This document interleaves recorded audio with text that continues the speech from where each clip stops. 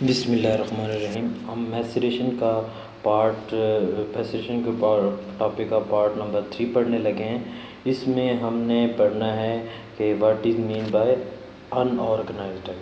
तो what is mean by unorganised drug क्या होती है।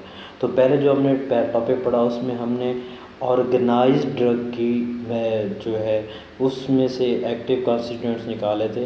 आज इस दूसरे जो हमारा अभी का टॉपिक है इसमें हम अनऑर्गेनाइज में से केमिकल निकालेंगे।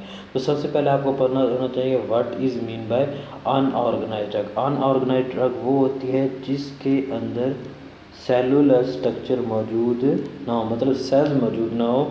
दे आर मिक्सचर, ये बेसिकली मिक्सचर होते हैं और इनकी ये डिकम्पोजिशन प्रोडक्ट्स होती हैं। इनको तकसीम किया जाता है, गम्स हो सकते हैं, इसमें लेटेक्स हो सकते हैं, किसी भी चीज़ का जूस हो सकता है और किसी भी चीज़ का क्या हो सकता है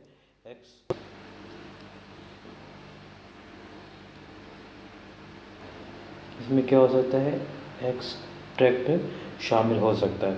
तो बेसिकली हम पढ़ने लगे हैं what is mean by unorganised. तो आपने सिर्फ इसमें से एक ये बात याद रखनी है कि कोई भी स्ट्रक्चर, कोई भी ड्रग, कोई भी प्लांट का पार्ट जिसके अंदर सेलुलर स्ट्रक्चर शामिल नहीं होते उसको बोलते हैं अनऑर्गेनाइज्ड ड्रग। इसमें शामिल होते हैं गम, लेटेक्स, जूसेस एंड एक्सट्रैक्ट।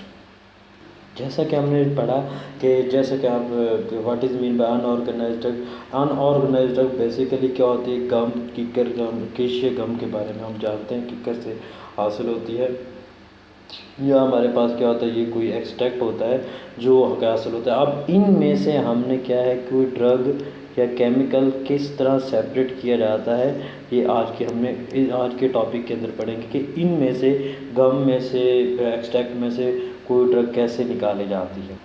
इसका प्रोसेस पहले वाले की तरह बिल्कुल सेम है कि इसको सबसे पहले आपने पाउडर फॉर्म में कन्वर्ट करना है और पाउडर क्या होना चाहिए, फाइन होना चाहिए। लेकिन ये यहाँ पर आपने एक बात याद रखनी है कि अगर आपके पास गम है या रेजन्स हैं या एक्सट्रैक्ट्स हैं या इसके अलावा जूस हैं तो उनको पाउडर फॉर्म के अंदर कन्वर्ट करने की ज़रूरत बिल्कुल नहीं है। फर्दर आपने वही करने हैं कि अगर कोई भी गम रेज़न या कोई भी चीज़ मौजूद है तो आपने उसको क्या करना है, एक पाउच लेना है। पाउच किससे बना होना चाहिए, पोरस ग्लास से बना होना चाहिए। तो पोरस ग्लास से बना हुआ आपने एक पाउच लेना है। उस पाउच के अंदर आपने ड्रग को फिल कर लेना है। फिल करने के बाद आपने इसके बाद क्या करना है, मेंस्ट्रुम सेलेक्ट करना है। जैसे कि मैंने आपको ऑलरेडी बता चुका हूँ, मेंस्ट्रुम कोई भी लिक्विड होता है। मेंस्ट्रुम को आपने बीकर के अंदर क्या कर लेना है, फिल कर लेना है। फिर यहाँ पर आपने एक बात याद रखनी है कि आपने जितना मेंस्ट्रुम लेना है उसको 2 पार्ट्स के अंदर डिवाइड करना। 2 पार्ट्स का मतलब है कि 2 हिस्से करने हैं। 3/4 हिस्सा एक तरफ लेना है और 1/4 हिस्सा एक तरफ। इसको ऐसे समझा जा सकता है कि आपके पास अगर 4 लीटर मेंस्ट्रुम है तो उसमें से 3 लीटर अलहदा ले लेना है, 4 लीटर में से 3 सेपरेट कर लेना है और एक को क्या कर लेना है, 1 लीटर को अलहदा रख लेना है। तो ये 2 इसके जब आप पार्ट कर लेंगे तो इसमें से पहला पार्ट लेना है 3/4। यहाँ पर आप जो मेंस्ट्रुम लेंगे वो कितना होगा, 3/4। इस मेंस्ट्रुम के अंदर आपने क्या करना है, ये जो पाउच है इसको सस्पेंड कर देना है, डिप कर देना है और इसको 7 दिनों तक पड़ा रहने देना है।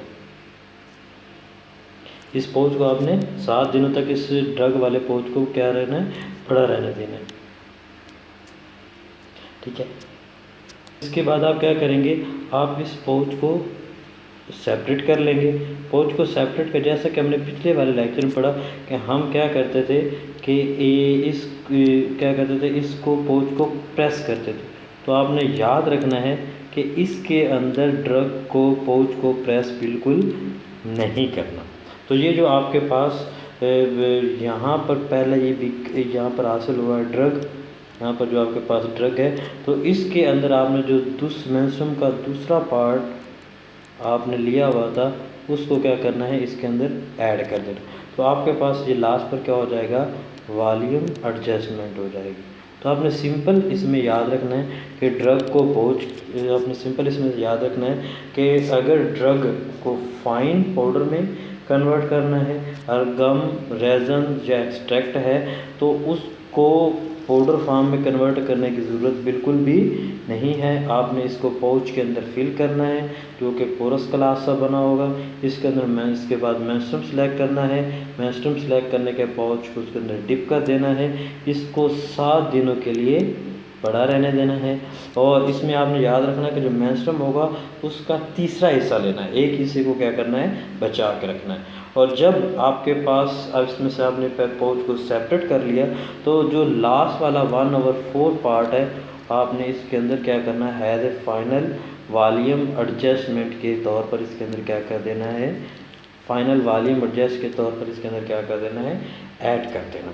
और एक बात यहाँ पर आपने याद रखनी है कि इसके अंदर पाउच को आपने बिल्कुल प्रेस भी नहीं करना।